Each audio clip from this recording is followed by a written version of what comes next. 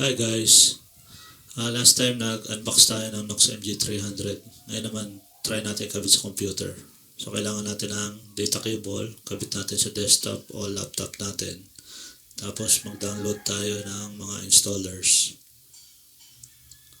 So kailangan natin ng Nox QuickTone at Nox Audio Driver Setup. Dinownload na rin natin yung latest presets para bass.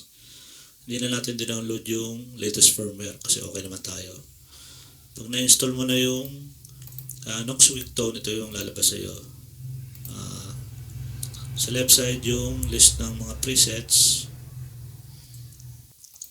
Ito rin yung nasa taas. So ito naman yung overall view ng lahat ng presets.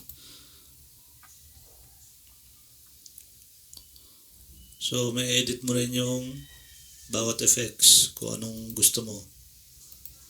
Yung isa lang yan. So yung compressor, isa lang din siya. Pwede mo siyang tanggalin, pwede hindi. Yung effects, nandyan yung drive sa distortion natin. Yan, may tube screamer tayo. Rat clone, crunch, muff, tsaka whammy, octave pedal. So sa amp, ito may mga listahan ng mga amp heads na pwede natin pagpilian. Tapos sa baba, ito naman yung mga cabinet speakers natin. Dito natin pwedeng palitan yung mga speakers ng mga IRs na gusto natin. So, yung speaker sa dulo, ito yung overall volume.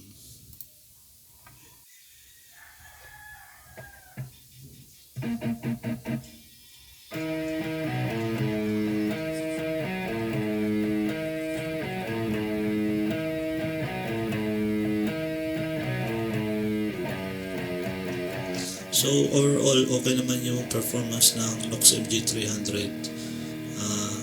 Titiplay mo na lang talaga kung paano yung tone mo. Salamat sa panonood.